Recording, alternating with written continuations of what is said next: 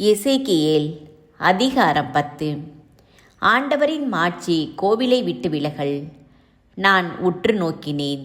இதோ, கெருபுகளுக்கு மேல் அவற்றின் தலைக்கு மேலிருந்த விதானத்தில் நீல மணி இழைத்த அரியணை உருவத்தின் சாயலை போன்றதொன்று தெரிந்தது.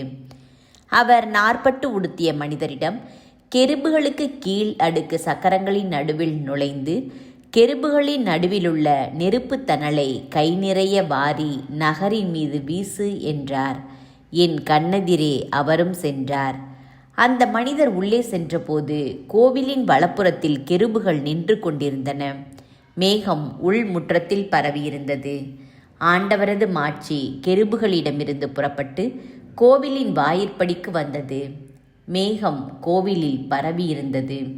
முற்றம் முழுவதும் ஆண்டவரது மாட்சியின் பேரொளி நிறைந்து இலங்கிற்று. கெருபுகளின் இறக்கைகள் எழுப்பிய ஒளி வெளி முற்றம் வரை கேட்டது. அது எல்லாம் வல்லவரின் குரலொளி போன்று இருந்தது.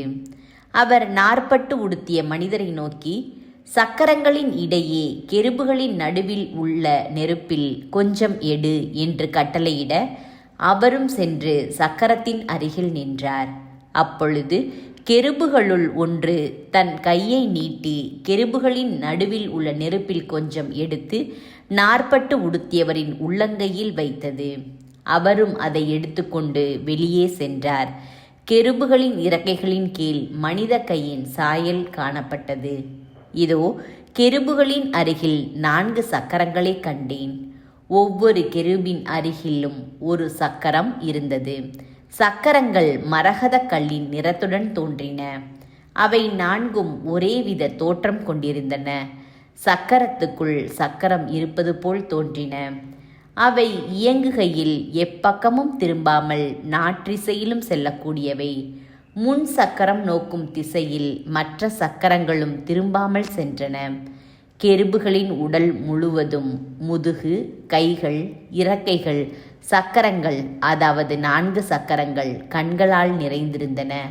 சுழல் சக்கரங்கள் என்று அவை அழைக்கப்பட்டதை நான் கேட்டேன். ஒவ்வொன்றுக்கும் 4 முகங்கள் இருந்தன. முதலாவது எருது முகம், 2வது மனித முகம், 3வது சிங்க முகம், 4வது கழுகு முகம். அப்பொழுது கெருபுகள் மேலெழுந்தன.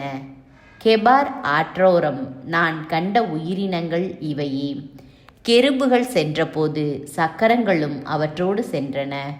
கெருபுகள் நிலத்திலிருந்து மேலெழும்ப தங்கள் இறக்கைகளை விரித்தபோது சக்கரங்கள் திரும்பாமல் அவற்றுடன் இருந்தன. அவை நின்றபோது இவையும் நின்றன. அவை எழுந்தபோது இவையும் எழுந்தன. ஏனெனில் அவ்வுயிரினங்களின் ஆவி இவற்றில் இருந்தது.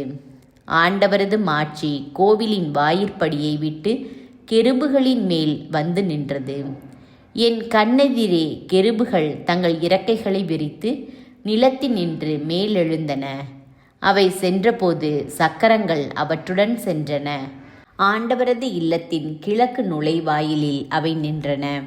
இஸ்ரேலின் கடவுளது மாட்சி அவற்றின் மேல் இருந்தது. கெபார் ஆற்றோரம் இஸ்ரேலின் கடவுளுக்கு கீழே நான் கண்ட உயிரினங்கள் இவையே. அவை கெருபுகளே என்று நான் தெரிந்து கொண்டேன்.